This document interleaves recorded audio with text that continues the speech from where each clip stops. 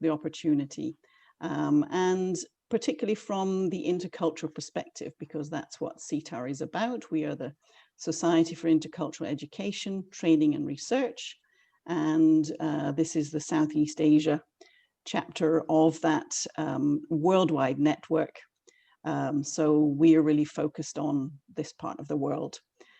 And if we just move to the next slide, brief outline of the agenda. So this is me. My name is Joyce. I'm one of the team members and one of the founding members of SIETAR Southeast Asia. I've also been involved in SIETAR in different parts of the world for many years, particularly in the UK, in Japan, and also SIETAR Europa, which is a sort of overarching body that covers SIETAR in different countries in Europe. Seiji has already mentioned that we will be recording and taking some photos. So if anybody doesn't want to have their photo taken, they can switch off the camera. But with your permission, we'll record this because there are quite a few people who are interested to take part but couldn't attend today. So after this, we'll introduce you to the panelists. We're going to have a panel discussion of about 40 minutes, which I will moderate to make sure that we all have a chance to take part and ask questions, and then we'll have a Q&A and discussion. And Artie, who is also one of our team members, will round up. So we aim to finish the panel discussion by about 6 and leave time for quick Q&A. And then if anyone wants to stay on and join just for informal networking, they're very welcome to stay. So that's the kind of plan we have for today. Any other technical information that you need to share, Seiji? I think everybody now has got the hang of Zoom, but I think so. But if you have any questions, or obviously if you don't want to interrupt the panel discussion, please type your questions into chat box, and we will pick it up when it's the appropriate timing. Thank you, Seiji. Okay, moving on to the next slide. So this is just the background to SIETAR, our mission. So it's to encourage the development and application of knowledge, values, and skills which help boost this intercultural and interethnic relations between groups, organizations, and at community levels. Our website is there. I'm not going to take a lot of time talking about it, but please feel free to look. I'm sure many of you already know. And also wanted to mention the team of volunteers who are helping to organize the SIETAR Southeast Asia activities. SIETAR Southeast Asia has just been going for a year. Almost exactly a year ago, we had our first launch, which was in person. We all managed to meet together. We had the idea of setting up a SIETAR Southeast Asia when we had a big conference in Europe last year in Belgium. And quite a number of participants were coming from places like Thailand, Malaysia, Singapore, and we thought we would start that. So that's how we started. And here are some of the people that are helping out on the board. Some of them are here today. So for example, Judith is helping. Judith is based in Hong Kong. She was living in KL and has recently moved to Hong Kong and helps with things like sending out the newsletter. Artie, who is also here, who I must say a huge thank you to for producing the newsletter. Seiji, who is our super master technologist and digital expert based in London. And I think he actually only lives in the virtual world these days because he doesn't know what time of day it is. And Greg, who is also in Malaysia, in Kuala Lumpur, is also here, and a huge thank you to him. And other participants who couldn't attend today, Srivan, who is in Singapore, Marie-Therese, who is in Vienna, but does a lot of work in Southeast Asia, and Philippe, who also is, I'm not sure where he is, somewhere in Europe, but he also does a lot of work in Southeast Asia. So that's who we are. Welcome. I'm going to hand over to our panelist, or in fact to Artie, who's going to introduce our wonderful panel. We're really looking forward to hearing more about this important topic from these people who have a whole range of experience on the topic, coming from different directions, which I'm really looking forward to hearing. So Artie, over to you, and introduce our panelists. Thank you. Yeah, thanks, Joyce. Thanks for that detailed introduction, setting the tone, setting the stage. Welcome, everybody. As Joyce mentioned, this is a very relevant topic these days, and we have an interesting panel of speakers today. I'm happy to introduce them. We have Dr. Catherine Wu. She's a learning and development consultant, specializing in global leadership and talent development. She's currently a lecturer with the Nanyang Business School at Nanyang Technological University, Singapore, where she teaches undergrad and MBA courses on cultural intelligence. Our second panelist is Dr. Pritima Chainani Barta. She's a guest lecturer at higher education institutions in Germany and Switzerland. Currently, she's employed as a research associate at the University of Applied Sciences in Fulda, where she is responsible for promoting intercultural skills and interaction. And the third panelist who we have is Darren McDermott. He's a career international education development practitioner, researcher, and consultant. Currently based in Singapore, Darren is team leader designate of the EU support to higher education in the ASEAN region, also called the EU Share, a program he has been involved in as a consultant since its inception in 2015. So welcome to the three of you. Can I now ask each of you to talk a bit more about yourselves? Catherine, if you'd like to begin, and then we could have Pritima and Darren. So Catherine, if you'd like to start, please. Thank you, Arti. So welcome, everyone. Very nice to see so many people joining us tonight. So a bit more about myself. I'm actually been living in Asia for more than 15 years. And I did start my career as doing intercultural communication training in China about 15 years ago. I did this for a few years before moving to Singapore, where I came to NTU, Nanyang Technological University, to study cultural intelligence. I chose this university because cultural intelligence is something that, you may be familiar with interpersonal or intercultural competence.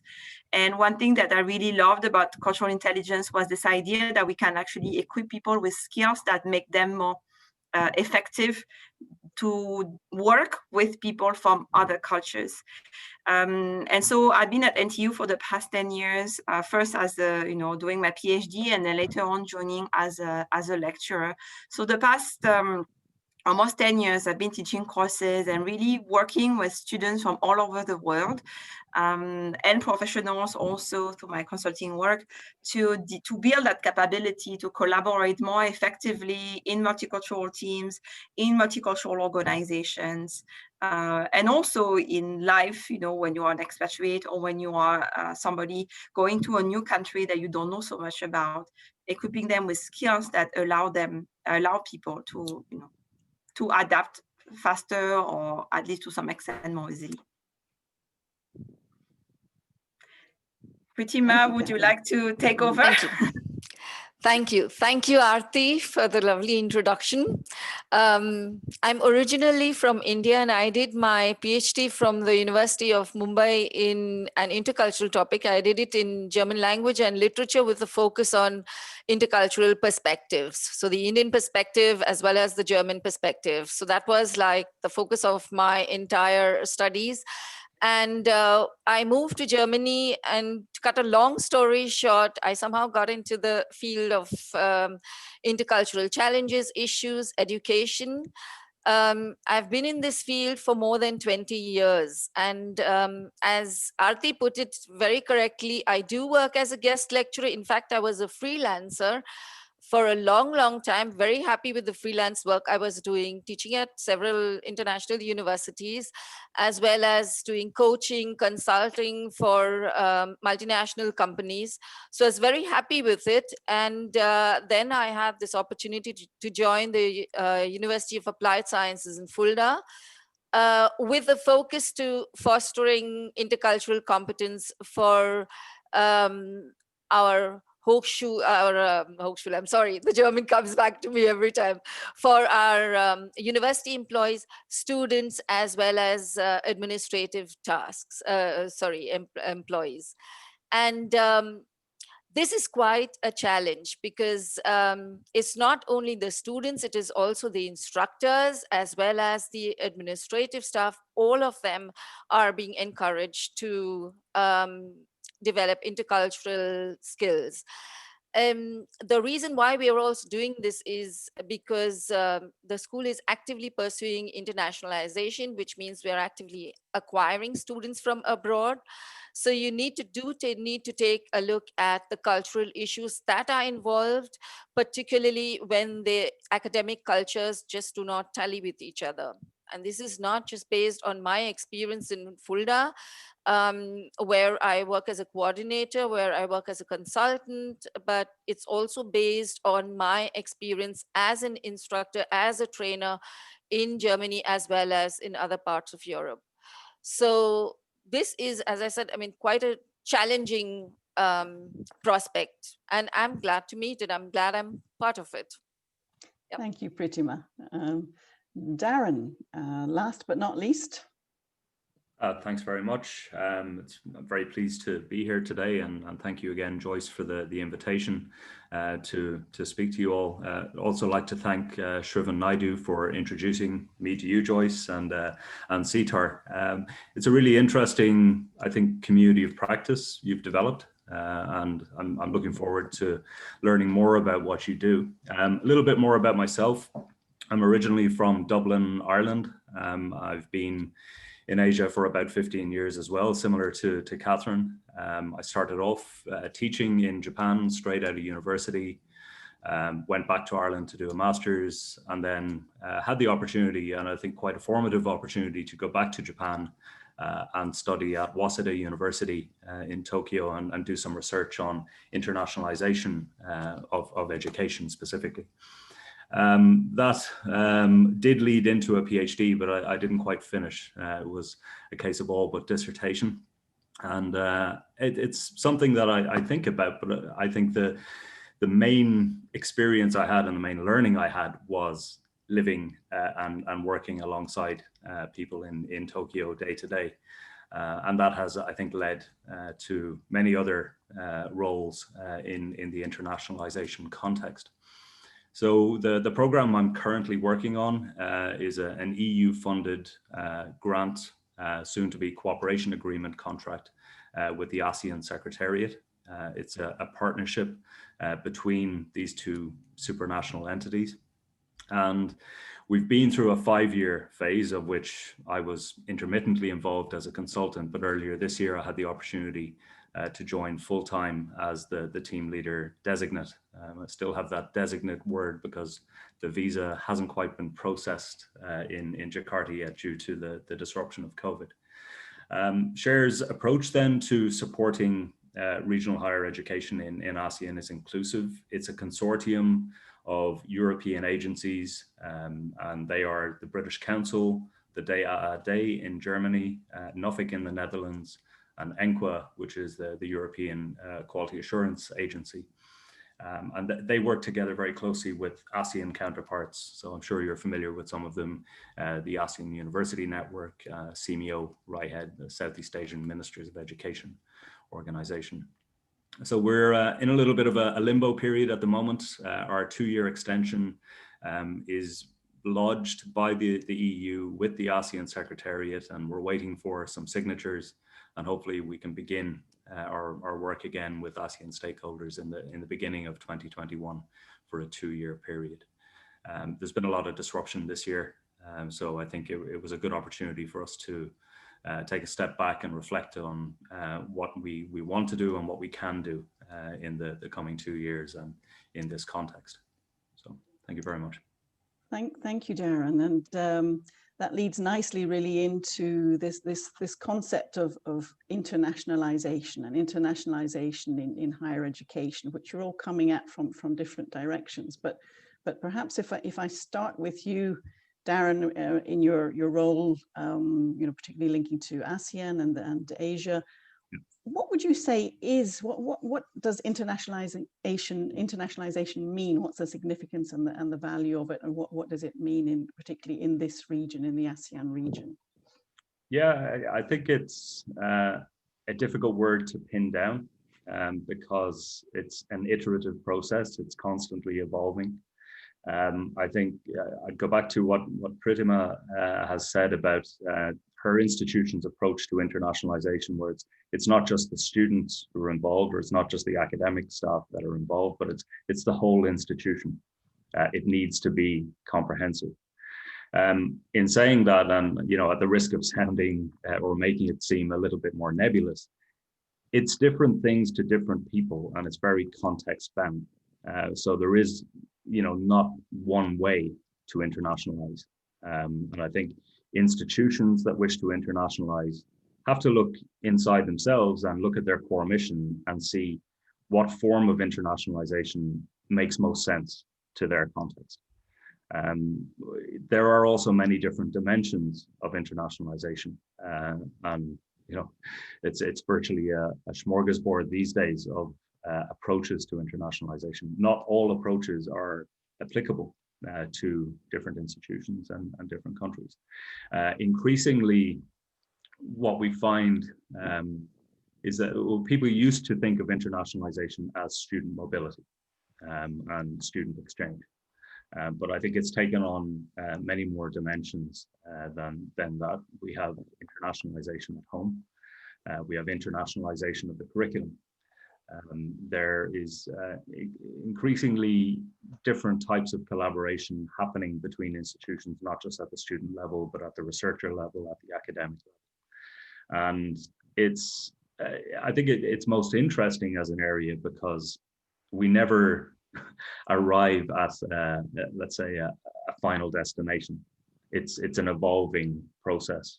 It evolves with societies, it evolves with institutional development, and then it can also respond to challenges that societies and the world has experienced. So we're looking, I think, at a very different context to what we were looking at this time last year. I think when I joined the SHARE program as team leader, I expected to be on a plane 3 times a week. That didn't happen. I got to the project office in Jakarta, and within 3 weeks I was back in Singapore, and operating, but looking at a challenge. I think it's we'll come back to some of the COVID challenges. I think that's a very specific thing. Yeah. But maybe at this point I could ask Catherine and Pritima, maybe Catherine first, to jump in if you've got a sense again around this idea of internationalization for academic and higher education. What does it mean? What's the value of it? And from your perspective, particularly in this region, in the ASEAN region, but of course it is a global phenomenon, so it's important for all of us. I can talk from my perspective. So I'm actually part of a business school. So the angle through which I come with the topic of internationalization is maybe slightly different from my colleague here, Pritima and Darren, in the sense that from the perspective of a business school education, preparing students to work in diverse environment is actually preparing them to the world that is out there. And it was already there before. Now with COVID, it's only becoming even more than before.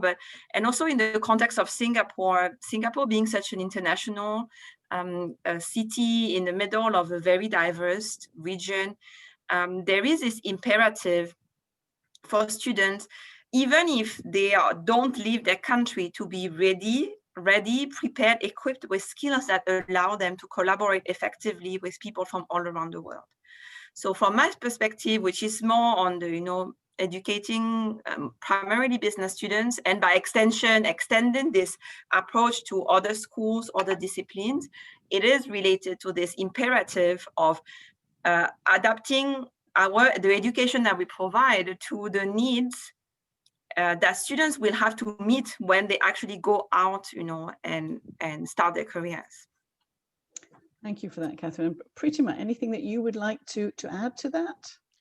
Actually, most of it has been said. The only thing that I would like to add that I have noticed is internationalization is like something like a profile. And this is something that's not just typical for Germany, or it's just in general in Europe. You know, you want to internationalize, it's like a profile, and you say, okay, we've got so many students, 10%, 15%.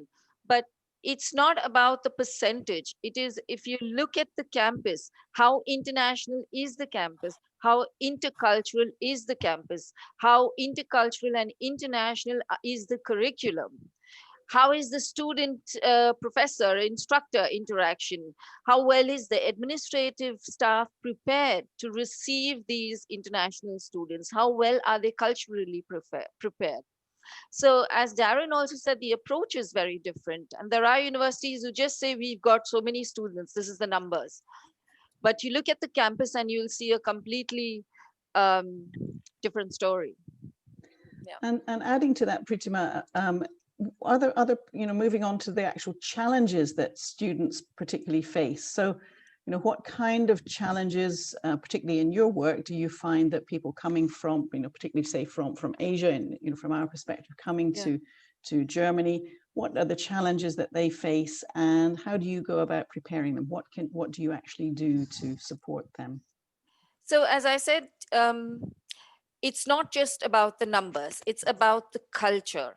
And when the students come, this is now a story, this is even 10 years ago, it was like, okay, we've got, the students are not able to settle down. The international students are not able to settle down. So it's like, let's give them, it's like crisis management. Okay, let's give them a workshop quickly. This is something that used to happen 10, 15 years ago, till they realize we need to prepare these students. Prepare these students not just for home and language. That's not enough. Those are just tools. Find them accommodation and finance. All these are, this all is part of it. But what about the culture? Do they know the academic culture? Do they know the learning style? And I'll give you a couple of examples. It's not just as an instructor, but even in my exchange with them that I've noticed, many of these students come from cultures, academic cultures, where they're used to learning by rote. Yeah, so it's like having big classrooms. The instructor stands there, gives lectures, and the student makes notes. They just write things down and reproduce them in the exam. Or even when it comes to laboratory experiments. Now, we have very technically, advanced equipment in the laboratories, and students are expected to do their practicals, which are graded, which are part of their grade. This is part of the examination. And they don't realize this because in some academic cultures, I wouldn't like to generalize and say, but this has been my experience, several academic cultures, students go for the practicals, but it's the instructor who performs the experiment. And this is where the whole problem starts, because they do not see the importance of conducting experiments themselves. They don't even see the need to attend those practicals. It takes them time to understand what's going on here. Even learning by rote, you don't do learning by rote here. You need to be assertive here. And if you're put in a group, you'll find, this is a general issue in Germany, and I think even in a very, high context, low context cultures, I don't want to generalize again, but in assertive cultures, where the local students who have been taught to be assertive, and they're put in a project and say, okay, I'll do this part of the project, and I'll do this part of the project. And suddenly you'll find several of our Asian students in particular, who just, they just wait and say, well, I should be getting a task either from the instructor, or there should be kind of group harmony. You discuss and you realize all that kind of thing, and that doesn't happen. So suddenly they're left with, what do I do? Or they're left with a task they're not very comfortable with. Yeah, and consequently the grades are affected. Right. Yeah. So these are the challenges that they need to get to know the academic culture that they are in, of their host. Thank you for that. Yes, maybe we can at this point get Catherine's view from the other perspective. So here in Asia, I know Singapore may be just a small microcosm of it, but this kind of issue that Pritima was talking about, and some of the challenges of doing things in a different way, what's your experience with international students coming into your programs? So one thing I want to distinguish is the type of international students that we are talking about. So for me, there are two types of international students that I deal with. One are the full-time international students who are studying in our university for several years. Most of them will come from the region, other countries in Southeast Asia. And by the time I meet them, usually I don't see so much of the problems that Pritima had described, because they're already quite, late in the adaptation process. The other group are exchange students. And among the exchange students, there's a lot more diversity, because they usually come from all around the world, primarily from Europe. And I think based on what Pritima described, I actually see the reverse.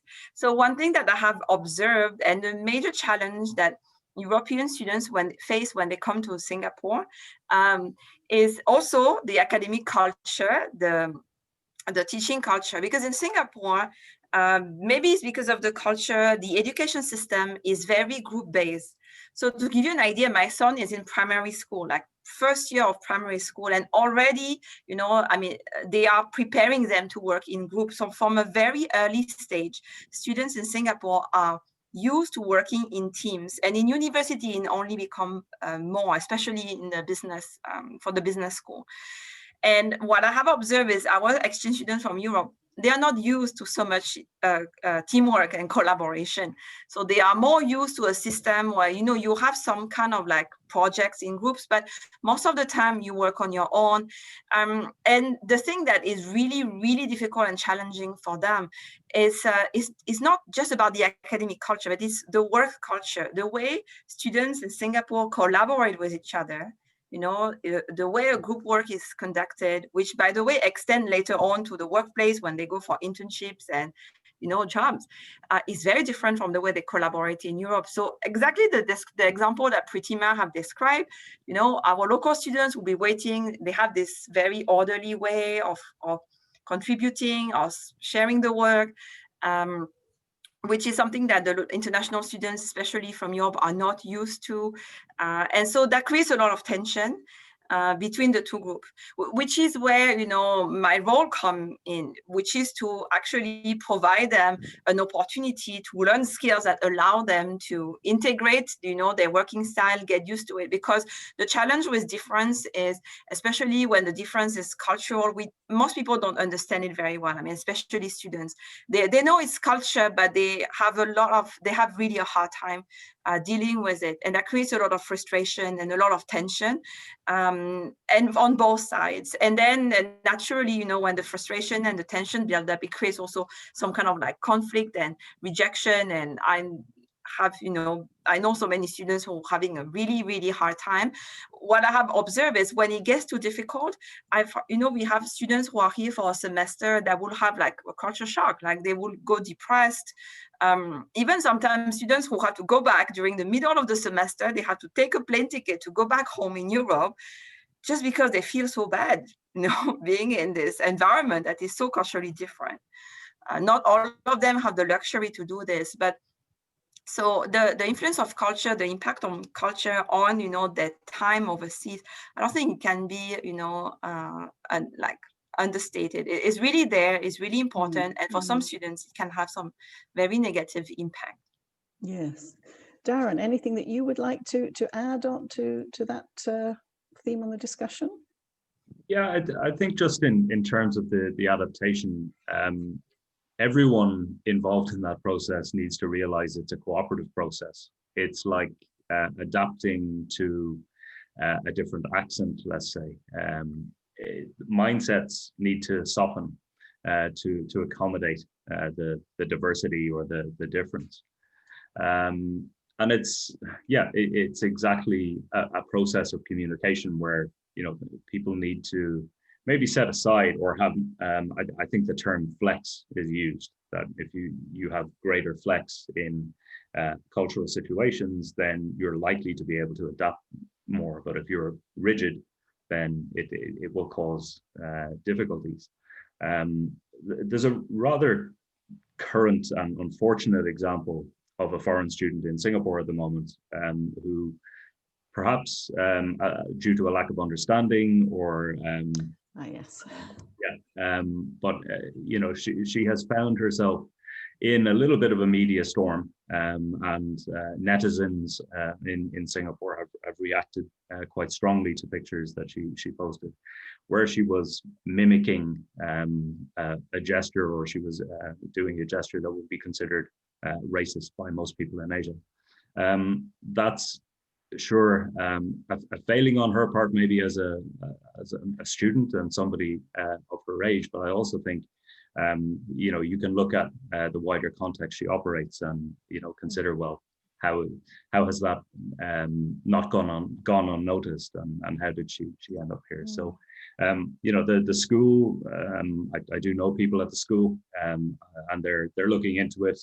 They're managing it sensitively, but it's a challenge when people are thrown into a very foreign environment for them, and people need to, I suppose, take it slowly. It's not something to be rushed into. It's not something to be taken for granted.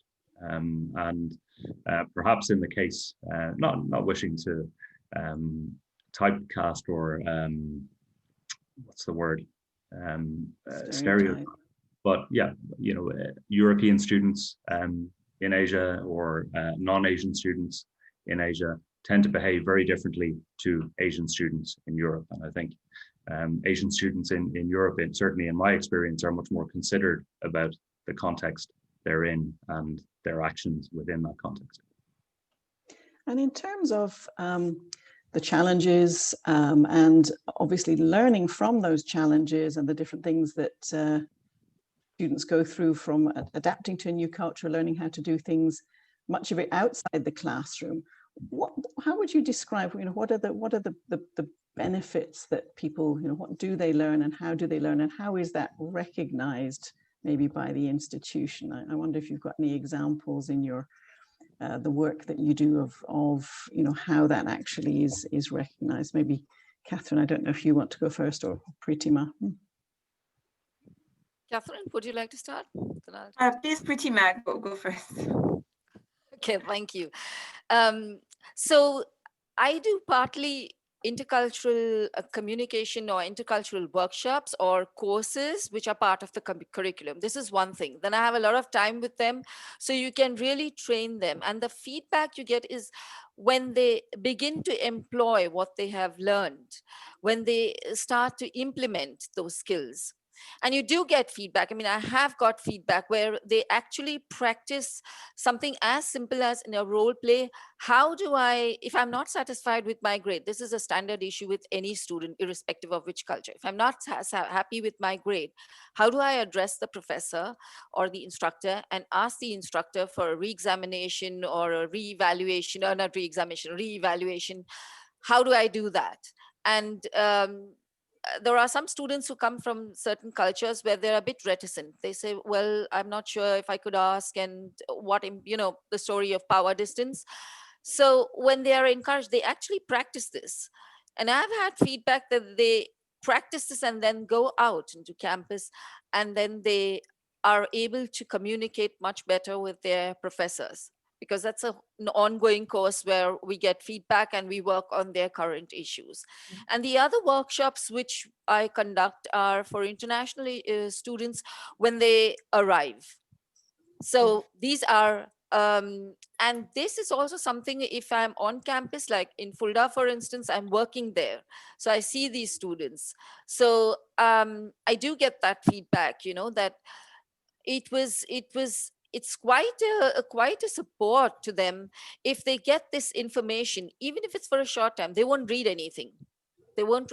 But if they are made to attend, and we're in the process of thinking whether we should make some of these workshops compulsory, because you know, so that they are really well prepared for the academic culture.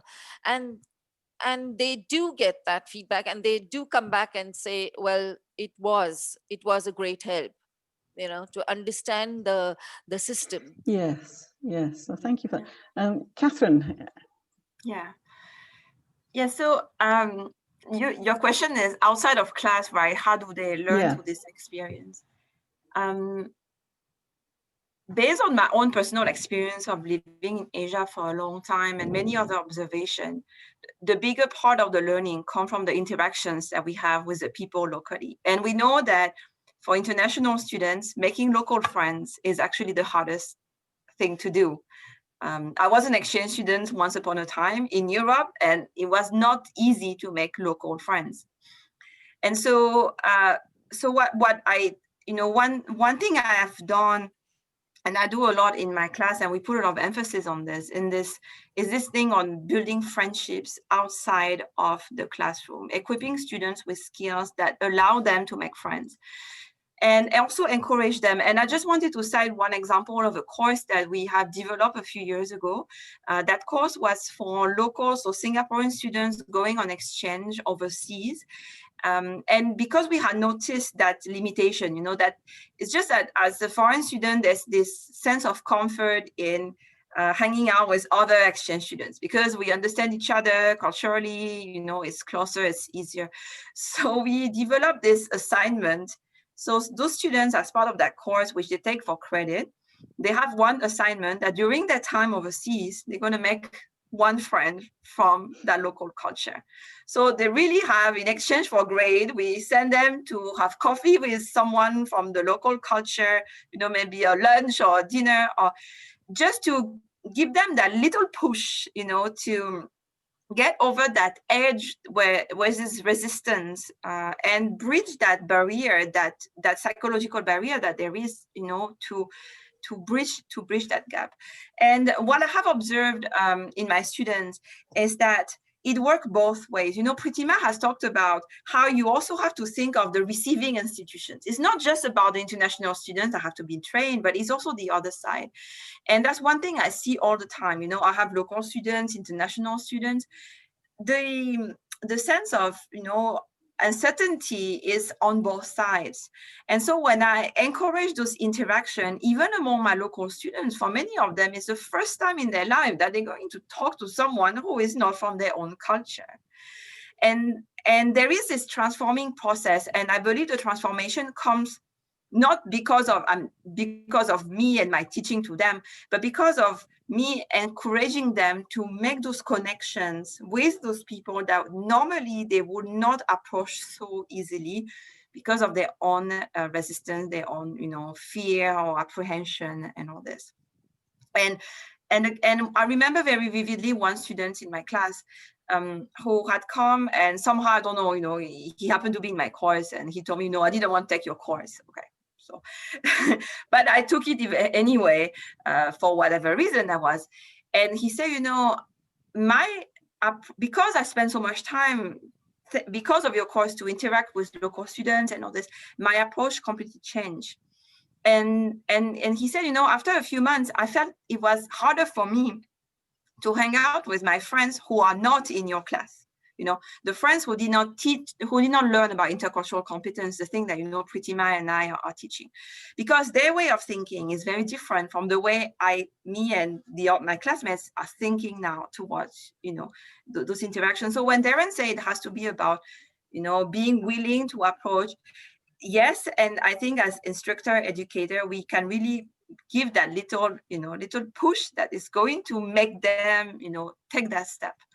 And I mean, adult learning theory tell us that people learn when they experience things and they think through those things, experiential learning theory. So how people learn and students learn is by having experiences that are meaningful and a support system that allow them to reflect about the experience and draw learning and conclusions.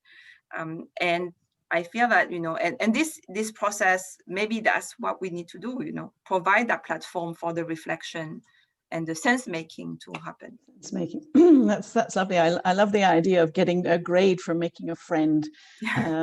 If you make lots of friends, do you get a higher grade, or is it, that'd be nice. And as you say, so much of it is around not so much what you're actually perhaps learning in the class, but that learning in the classroom can support you with that transformative experience which comes from being. So all of this is presupposed on actually being able to physically go to these countries and so on. And of course, this year we've all experienced the COVID situation. And I just wanted to check with all of you how we've heard a little bit from Darren how that's affected the program, but you know, what things have you put in place with your programs in order to overcome? Have you found any sort of solutions to some of the issues of not traveling? How has it affected your programs? Maybe Pritima, maybe we can start with you. What's the situation in your institution as far as in-person and virtual learning? Yeah. So in Fulda, actually, I joined in 2018, and keeping in mind that short time, I had achieved quite a bit. And one of the fantastic, really a wonderful project which I had developed and which was all set to roll out starting 2020 was I had trained students who were actually doing a degree in intercultural communication. I had trained them to roll out intercultural communication students. So it was like peer-to-peer training, and it was just fantastic. The students were excellent. The whole thing was to start sometime in summer, in the summer term 2020, and then COVID came. So the whole thing collapsed. So there was no way I could implement that project. So initially there was really, you know, what do? You're dealing with Corona. And then we started, I said, you can't just, I mean, because the issues were there. There were students like, in particular, we also have cases like, and this is all over Germany, this is all over, you know, the discriminatory issue and racist issue, you know, I'm not a virus, this thing on media. So there was definitely need for the students to reach out to the students too. And this is with the help with the international office that we started offering workshops. So let's say in the summer term, there was very little I could do, but in the winter term, we got our act together and we started offering them workshops, and thankfully they all took part in it, and or most of them took part in it. And we were able to discuss certain issues which they were having through, you know, virtual education and virtual classes, and also to get them together, you know. And now towards, like, now it's going to be Christmas. Usually they have their Christmas parties and interact and all that with their student soirees, but all of this has come to a standstill. So we are planning for next week like a digital Christmas party where we'd like to get the students together so that they interact with each other, you know, in a short session with some Christmas carols or some such thing, you know, just a digital setup. So the basic thing is to just get them together to interact, you know, and take it from there. That's our plan. Thank you. Yeah. Catherine, how about at NTU? Yes, so at NTU, my understanding is that all the full-time international students are still here. They've been able to come back, you know, provided that they go through all the isolation and tests and all this when they came back to Singapore. All the international exchange programs have been cancelled. So the campus is a lot less diverse and international than it used to be. And what I can say is that there is no plan to reopen this for the next semester. However, and actually before I joined this talk today, I had another meeting with the Office of Global Mobility, and now because of the uncertainty, the long-term uncertainty of the crisis, the different offices are actually starting to explore possibilities and opportunities to continue to expose students to people, you know, to universities or the students from overseas through some other means. So my understanding is that the upcoming semester, there will be a few courses that will be done hybrid, where you will have, you know, a class live here at NTU, but some students from overseas, like kind of like virtual exchange. The challenge with this is the technology and I mean, the multitasking that is involved from the, you know, having students live and then online. For me, I was approached to have, you know, if I wanted to know to do this kind of course. In the end, it didn't happen. And one of the consideration I had was that the challenge of having this kind of hybrid classes is back to the idea of teamwork and collaboration. If a huge portion of the coursework grades are based on group collaboration. I also feel that as instructor, we have to be very mindful of the dynamic of the groups, of the teams. And this is one discussion I've had with the Office of International Programs, because you cannot have a team with 4 or 5 students here in Singapore working together with one student who is joining from overseas through his camera. In terms of dynamic and collaboration, it's terrible, because they are not already, the culture is causing an issue. If on top of that, you are not physically in the same space, different time zones, that's not a good way to integrate the students coming from overseas. So I'm also part of another project that will take place next summer. This one is a collaboration within 5 universities internationally. Initially, we were bringing students to China. This year, we are shifting our program. It's going to be online. That one is also focusing on teamwork, multicultural teamwork, but with equal representation. So 5 institutions means 1 student for each institution joining into a team, working on a project, where there is a lot of consideration placed in creating a program that do not create any form of imbalance between the students. So everyone is capable of contributing from where they are at. So we are trying to create that space where we can continue to have those intercultural exchange, intercultural learning. We are still supporting them, so the intercultural element of the teamwork. And at the same time, we are setting them up to succeed, because we designed a project with very careful considerations of the team dynamic and the challenge that will the students will have to face through this global collaboration. So this is what I'm seeing now, is like, more creativity, more new ideas about how can we continue to expose students to other cultures, build those skills in an environment. But what I'm also experiencing and discovering is that the challenge is different, and the considerations are different, and the skills are different.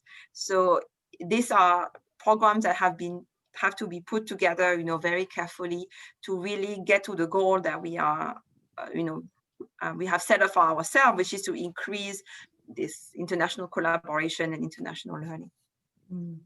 And on that point, increasing the international collaboration and better understanding and so on, I'll turn to Darren here, but addressing some of those issues around the fact of travel being much more difficult during COVID, and obviously it has affected you. But in terms of the future, what are the plans for the project, and are you looking at hybrid models, virtual models, or are there particular things that you're doing to address and still create that opportunity for international collaboration? Yeah, I think, as we've said, internationalization is constantly evolving. COVID-19 has certainly posed a major challenge. When, I suppose, the jewel in the crown of internationalization is mobility, or it's considered to be the best form of internationalization, that obviously raises some questions. I heard a great analogy of mobility being compared to the queen on the chessboard. Now, if you lose your queen, does it mean you give up the game? Does it mean you stop playing? Of course not. There's still many other modalities and many other options and dimensions of internationalization to be explored. A big component of the SHARE program is the SHARE scholarship. And over the past 5 years, we've dispersed close to 500 scholarships for intra-ASEAN student mobility. That's mobility between ASEAN countries, which doesn't happen to the same extent as it happens with EU countries through the Bologna process and Erasmus. But what we've realized, I think, and I suppose we were aware of it, we were preparing for the 6th batch. So luckily we weren't severely impacted, and the students receiving the scholarship weren't severely impacted by the disruption of movement control orders, etc. But we realized that we're serving a very small percentage of the international student population. And really only 5% or even less than 5% of the international student population are able to go and study abroad. So are we achieving internationalization in that case? I don't think so. So increasingly we're looking at more modalities. And I think one that has really come to the fore and is very prevalent in Japan as well, and the US, is collaborative online international learning, where it's a full suite, full blended hybrid approach. Higher education institutions in many countries are trialing this and have been heavily involved in it with some success. I know that when I went to Waseda University and I arrived there in 2006, it was already an accepted approach, and they were liaising with many ASEAN and other countries in Asia. So it's very important that we look at serving or bringing international education to a wider population of students across the world. And although physical mobility may not be possible for everyone, people can have internationalized interaction with students in other countries. We're still, I think, at a point where we have a few more questions than answers, and we don't impose anything as our program. We work with 32 institutions across 8 countries in ASEAN. We're looking to add institutions in Singapore and Brunei in the second phase in the 2-year extension. One of the reasons they haven't been involved is because they're not able to be in receipt of official development assistance funding, which is what funds our project. But I think it's very important that we work with institutions, we work with civil society, we work with the private sector to come up with cohesive and adaptable solutions to widen participation in internationalization. So in some ways, the COVID situation has sort of democratized it, made it everybody's on the same level. So and it's accelerated things that were happening for some time. I think that phrase is almost a cliche at this point, because we've seen it in everything. E-commerce. On that point of accelerating, we're going to move shortly to open up for questions, but I just wanted to finish with one last question for you as the panel, which is really, if you're thinking about the future in terms of outcomes, and what you could hope for, what outcomes do you think international education can achieve, or do you hope to achieve, particularly in your particular contexts? And I will start with Pritima. What's your hope for international education going forward into the future? So as far as my work is concerned, what I am hoping for is whether this COVID situation, whenever it gets over, but irrespective of when it gets over, that this process of internationalization, it doesn't slow down, but it should be combined with the cultural challenges that go with it. And my hope is that in the courses I do as a freelancer, or even in my work in Fulda, that we get together and pool in our resources, not only for the students. It shouldn't be just for the students, because this is what I noticed in Fulda also, and thankfully the management supports me, where it's also the instructors who are taken along. It's an all-comprehensive thing. Yeah, and the administrative staff. So if it's my dream would be if we can reach out to anybody involved in internationalization and do a bit of, give them some kind of, there should be international interaction in any way, intercultural interaction, anyway, whichever, whether it's through culture or I like Catherine's idea of, finding a friend, or any other way, or even through a student exchange, whatever. But everybody should be taken along. That's what would be my dream. Thank you for that. Okay. Catherine, how about you?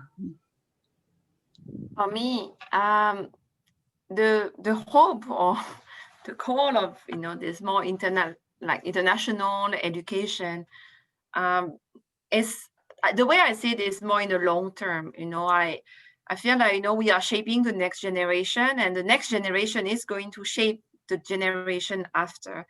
And so it's back to this idea of making the world a better place. We are training people to be more understanding of each other, to have less conflict, collaborate more, And in a context where anyway, globalization is only accelerating. So whether or not we are doing our job, people will continue to interact more and more, in a global space.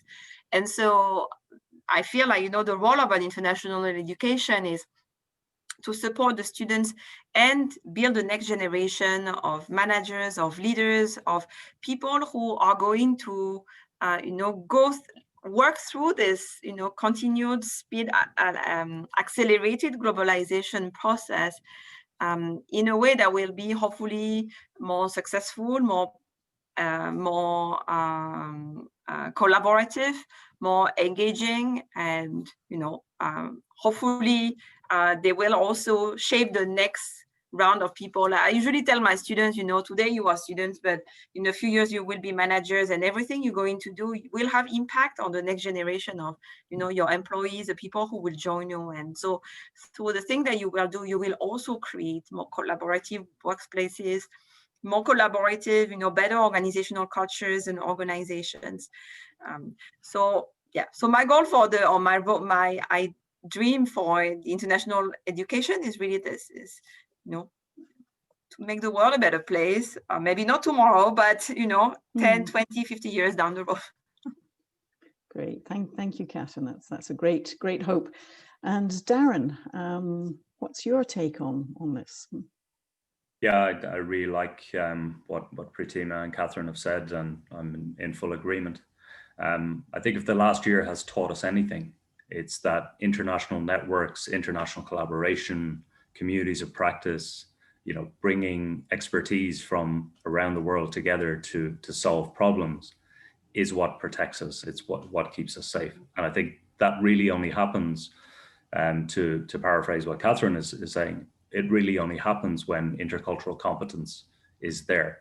That's the, in some ways, it's a vaccine against conflict and disorder. And, that intercultural competence it's a very important component in the world's collaboration to solve major problems. COVID is one. We're coming out of that now. The biggest one that we're facing is climate change. And if we look at the progress on the SDGs, if that's not to be derailed, then we really need to ensure that we're collaborating and communicating as effectively as we can be. Thank you for that. And again, just a last quick question. So for many of your students, maybe different for Catherine, but for many of the students who are studying internationally, do you think they go with the aim of learning to be more interculturally effective? Is that what they're aiming for? Would you like to comment on that, Darren, first? Would you like to say something first?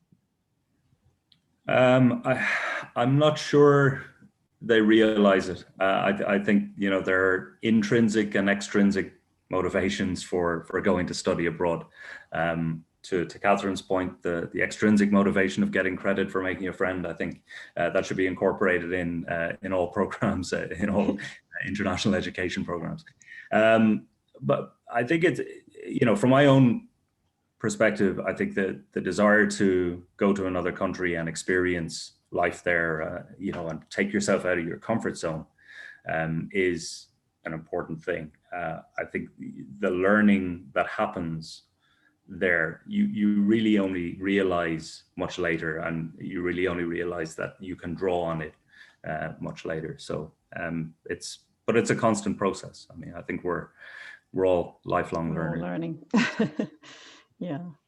Any comments on that, Pratima, Catherine? Yeah, actually, when Darren said this, I just thought of one student who there was where we were giving a workshop, and he asked us, he said, what would be better for us? Should we interact with our domestic students, or should we stick to our own cultures? So, we gave him the answer, like, intercultural interaction is like, it's like doing sports. If you keep doing the same exercise, you'll only be training one part of your body or muscles. And if you interact, you're going out of that comfort zone. You might have muscle cramps, but you're doing like an overall workout. So what we encourage him to do is it's like it's very comfortable to stick to your own crowd, to your own culture, because you know how it works. But the idea is not just to stick to your own culture, but to, you know, to open up and get to know other cultures, more of interaction, to get that all-round education, you know. And I like that analogy that was, or that idea, that comparison, that metaphor Thank that was you. brought with Yeah, that's sports. great. Yep. Catherine, final comment? Yeah, you ask if students, when they go abroad, are they aware, you know, of what they're going to get? I think, to me, what's the most valuable of in international education in any way is the realization that the way you do things is not universal, you know. And I feel like, at least to me, when I was an exchange student, you know, many years ago, when I went to live overseas, when I talked to my students, it was something that was really a aha. And I don't think you need to leave your country to do that. You just need to be exposed, you know, like what Pitima said, you know, you need to talk to the foreign students in the class. Just making this, and I feel like this very small realization that our way of doing things is only one way of doing things, that is not universal, and that other people do not necessarily agree with, then it's the little thing, the little light that is going to help us, you know. I feel that get to that level of understanding and all this kind of thing. And you know, your question is, are people aware of this? I don't think so. You know, I often tell them, you know, culture is like a fish swimming in water. You don't know you are in that water until you are extracted to that water, until water is gone for you.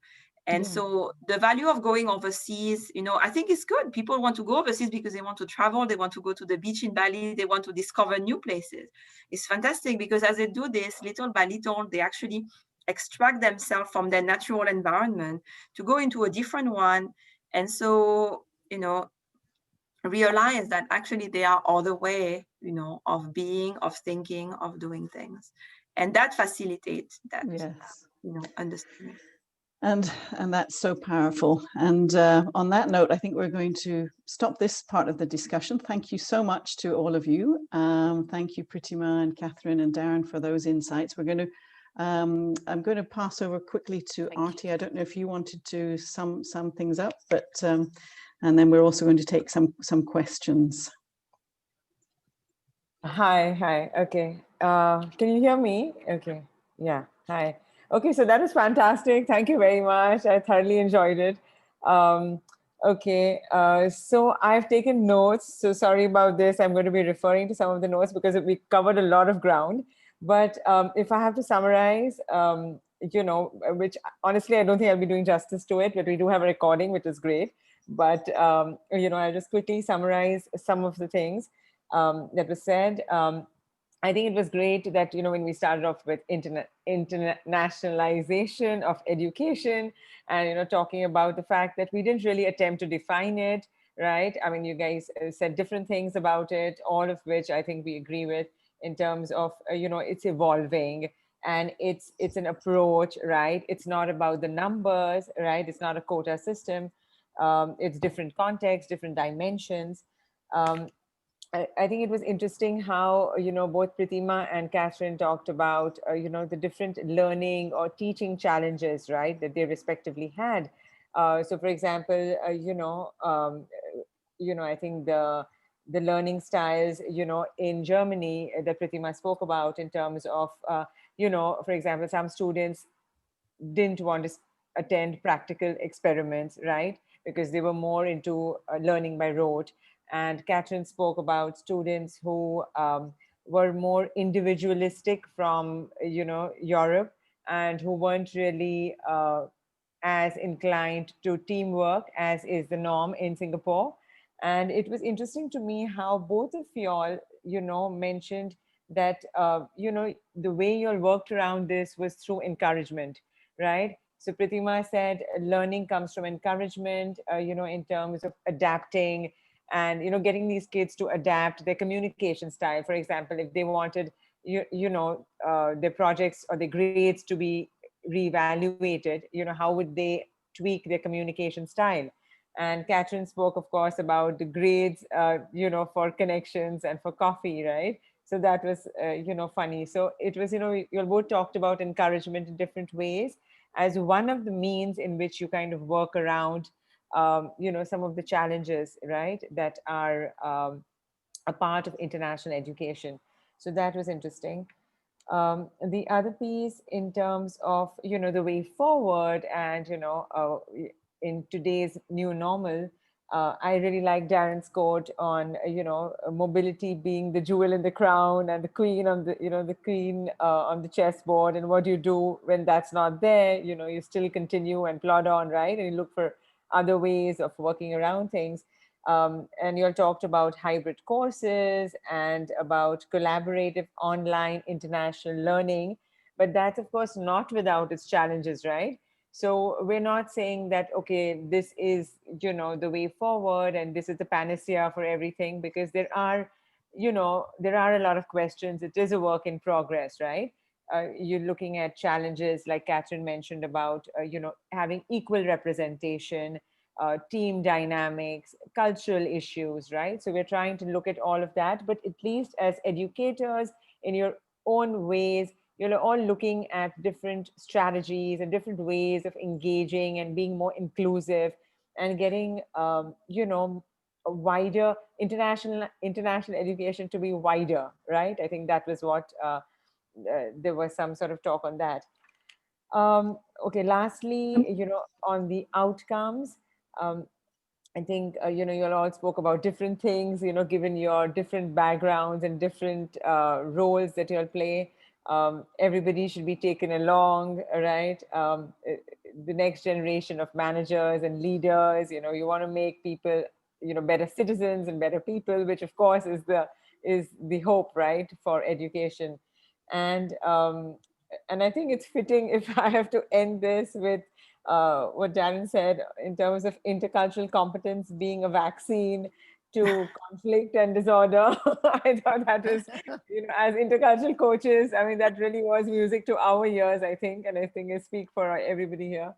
So, talking of vaccines as we do.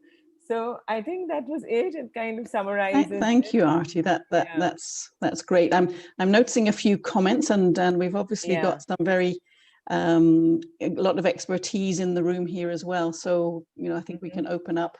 One particular comment from Sujata, talking about whether students realize and saying that maybe a small percentage do, but some students do go abroad for the learning in a diverse cultural environment and adding to the experience and different perspectives, which I think is very true. Sujata, I don't know if do you want to say anything more about that or ask the panel anything or comment on that at all? No, it was a fantastic, webinar and lots of, what should I say, diverse kind of thoughts on this, but I just wanted to give that comment because I've been there and I'm like, I've seen students who actually go there primarily for, having learning in a culturally different kind of a setting, which is sometimes very, very important for even the student to grow in perspective and, his personality to develop. And I think it's a very important thing and most people should focus on that. Unfortunately, they don't always go for the right reasons. But I think that is something which needs to be on a ground level, sort of, people should think on those lines when they send their children abroad. That's what I wanted to say. Thank you. Thank you. I think that's a really good point. And people go for different reasons. Yes. But there are always people who are really keen to take themselves out of their experience, out of their comfort zone, and challenge themselves in that way. It could be any cultural context that they're coming from and going to, but that is the aim, to maybe not take the easy road or the road most traveled, and yeah, learn something new. I think you're absolutely right. You do have a small percentage of students who are very open and say, "Great, I want to learn not just about the subject I'm studying, but also, you know, Yes. the intercultural experience, you know." And but this is a small percentage, and then you have 1%, you know, like another small percentage of students who are unsure. Like this one student I was telling you about, who was unsure: should I stick to my own culture or should I open up? You know, where they are still unsure, because it does mean you're leaving your comfort zone. Yeah, yeah, that's a very good point. Yeah. Actually, I like to add one point here, which we talk about culture a lot, but we haven't touched upon the question of language. And one thing that I have observed in my students is there's a lot of language anxiety also. And I see this a lot. It's very, I mean, not to me, it's not surprising, but to some people, it's surprising that even students, European students, come to Asia, they come to Singapore. The thing is like, oh, it's an English-speaking country, and here they land here and they cannot understand a word of what people are saying, because it's the language is different, the slang they use, the accent, and all of this. The other thing is we have students who don't speak English as their first language. And for many of them, it's the first time that they go overseas. And that's one thing I like to talk a lot, you know, in my classes, language anxiety. And I remember very vividly one student who once told me, she was from Canada, but the French-speaking part of Canada. And she came to my class on the day where we talk about language anxiety. And I only knew later on because she wrote in her reflection. She said, you know, that class changed my perspective. She said, you know, I had come to Singapore and I felt so anxious. I wasn't sure I could speak English. I couldn't understand what people are saying. And then in your class, you taught about language anxiety and you just told us that it's normal, you know, to feel anxious when you don't know. And then I realized I wasn't alone with my fear. And she said, you know, I wanted to engage with people, my friends from other cultures, my classmates, but I had this anxiety to overcome in terms of language, you know, that people will judge me negatively. So sometimes it's not, my point is that, you know, when students stay within their comfort zone, sometimes it's not just about the comfort that comes from the culture. Sometimes it's also some other more basic obstacle, which is that I don't think I can communicate, or maybe people are going to think I'm stupid because I don't speak English as well, you know. And this language anxiety is actually a very basic but fundamental barrier. And so in my experience, I have learned that even before I talk about culture, I always talk about language, and that opens a lot, you know, because even some students are very motivated. They really, really want to collaborate and make all these friends, and yet they don't, because very early in their experience, they realize that they have all this issue with the communication. Yeah, so that was one point that I felt was important to make here, because culture always go along with language, you know, even if we don't think about it. And that's one thing I have noticed also in the intercultural competence literature. I mean, also because we are all English speakers, you know, at a certain level. But even like for me, I remember being an exchange student in England. I'm French, and I had language anxiety very bad. I went to China later on, I didn't speak Chinese. And so all the motivation, you know, just go down the drain when the language, the very basic hygiene level are not met. And I'm sure, Pratima, with the international students that come to Germany, you may also see this quite a Yes, bit. I would fully agree. I would absolutely agree. The Yeah. language is definitely a major issue. We didn't talk about that issue at all. We didn't even mention it. We concentrate more on the academic cultural Yeah. part of it, but that goes without saying that language. And some of them, who come to Germany, for instance, not just Germany, you know, they are not native speakers of the German language, and they're not native speakers of the English language. They've got a completely different native language. So they really have a problem. Like I had a student also from Southeast Asia, where he said, you know, all my life, I mean, coming from high power distance culture, where he said, all my life, I had somebody telling me what to do. Like at home, when I was a child, my father told me, then in university, the professor told me, then at work, it was my manager who gave me exact instructions and told me also how to go about it.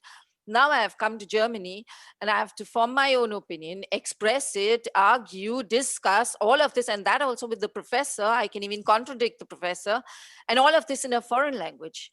I feel totally stressed out, and you could see it, that it was just he was totally under stress, under pressure, because it's expected of you. If you're asked a question, speak up, and then the language hurdles also play an important role.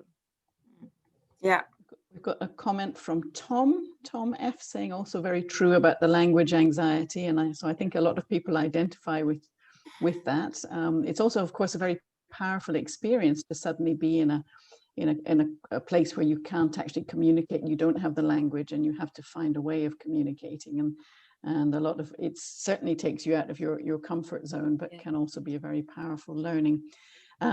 Anybody else would like to ask a question or make a comment before we formally close the proceedings? So hi, so there is a question from Eureka here. I don't know whether she's going to come online, but this is her question. She says, what can be done so that universities have incentive to onboard their international students?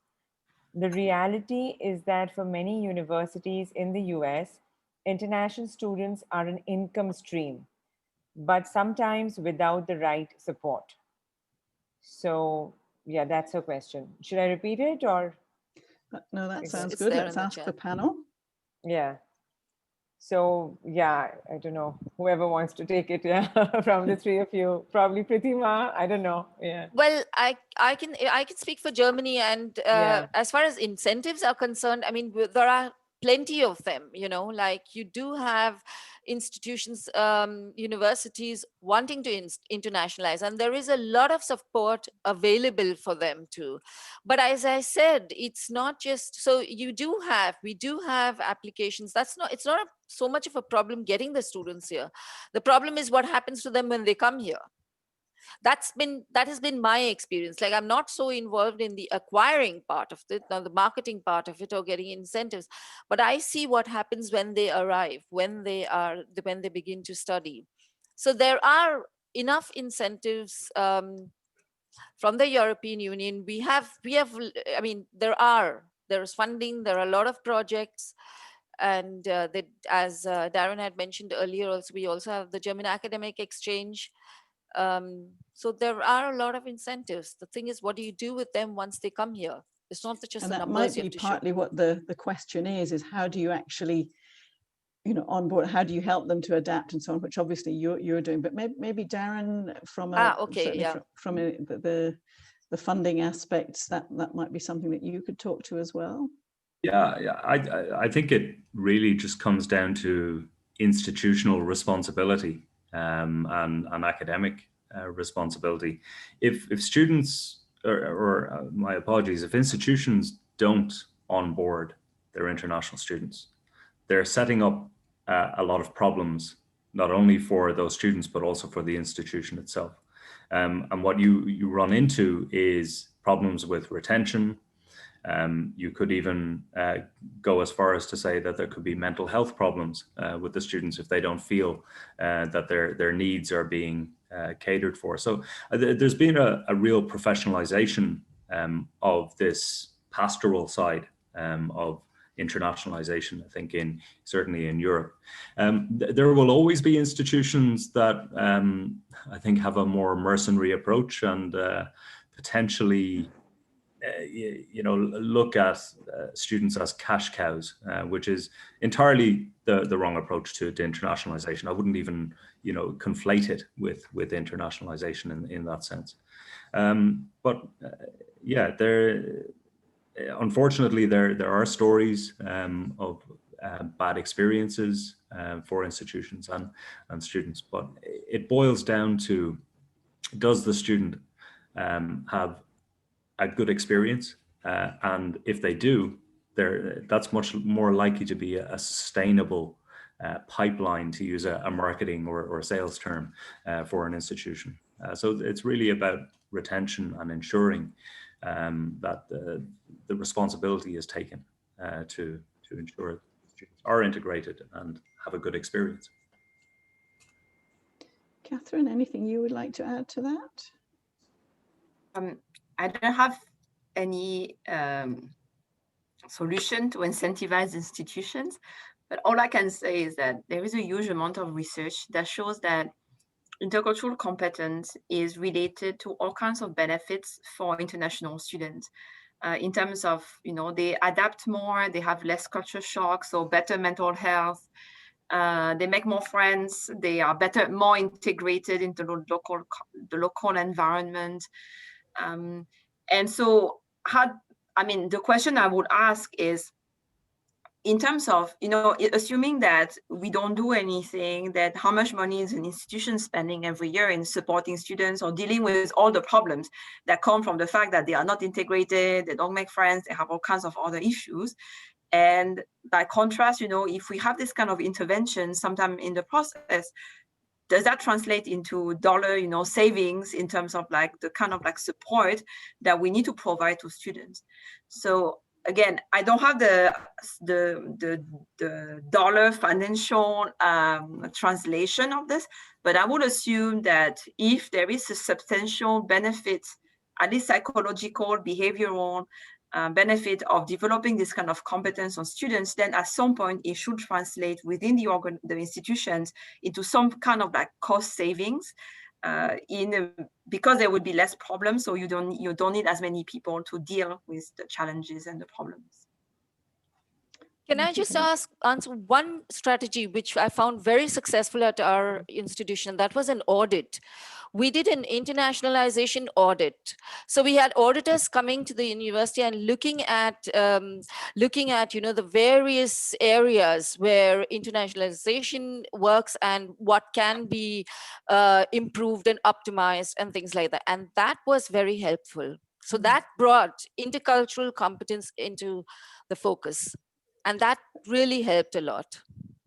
That's a very interesting. So you can actually measure the outcomes and the results and the benefits, perhaps in a way that that might be useful to an institution to say, if you do this and you help support your students, then these are the outcomes and these are the benefits, which may be something that is useful for all of us. If I can add sorry, Darren. The ministries of education or the departments of education in countries keep a very close eye on institutions, particularly if they're bringing in international students that require a student visa. So there's a lot of scrutiny of the student experience, because ultimately international education is a form of soft power for many countries. And if there are consistently bad experiences being reported back to sending countries or origins of students, that will have a knock-on effect. So often there is an audit of sorts by the ministry. By the ministries, yes. Thank you. I hope that answers that, well, is an answer or deals with some of the aspects of that question. I've just one last question from somebody, if you would like to ask anything of the panel, and then we'll close things. Is there anybody who'd like to ask anything or any final comments?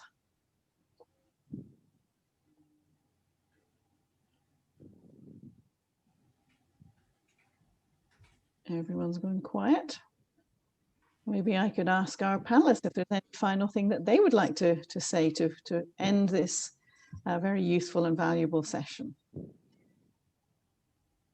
Just to say thank you very much for organizing the session, and congratulations on the establishment of SIETAR Southeast Asia. Look forward to being more involved in your activities. Thank you, Darren. Thank you very much for your contribution. And, I'd also like to say thank you very much. It was a very enriching exchange. Thank you for the opportunity of for giving me this opportunity to participate here. And yes, it is wonderful the way SIETAR Southeast Asia has been established in such a short time. less, I Thank think you. so, just a year. Yeah, thank you.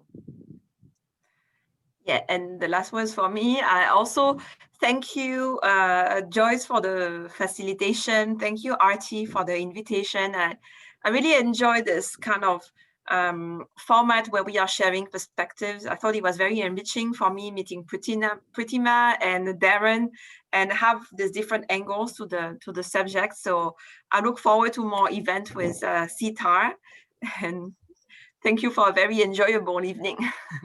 Thank you very much. you. Thank you to our wonderful panelists. We could all do a virtual round of applause. And thanks a lot for taking the time to talk and share your perspectives and insights, which is really, really valuable. As we say, it's such an important topic. Thank you also to our SIETAR Southeast Asia team, Artie, for organizing this event.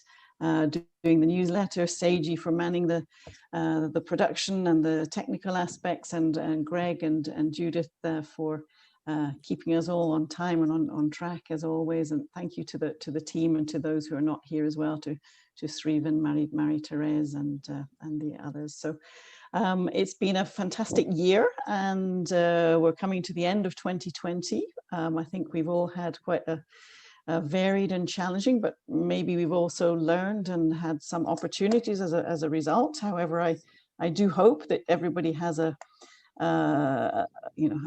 good holiday, comes back refreshed, and that hopefully sometime next year we are able to actually meet in person, although it's nice to have the global opportunity to have colleagues and friends joining from around the world and speakers as well. So there are opportunities, but personally, it would be nice to actually meet up in person sometime in 2021. I look forward to that, and I wish you all a fantastic end of the year, happy festivities, and hopefully see you all next year. We'll be hanging around a little bit longer after this session. If you want to join and have a chat, please do. But thank you all again, and to all our participants, some of whom are regularly attending these events, and it's really nice to see people as well as some new faces and people joining. So thanks a lot, and have a good rest of your week and the rest of 2020. I wish you well. Thank you. Bye. Bye. Bye. Bye-bye. Thanks for joining.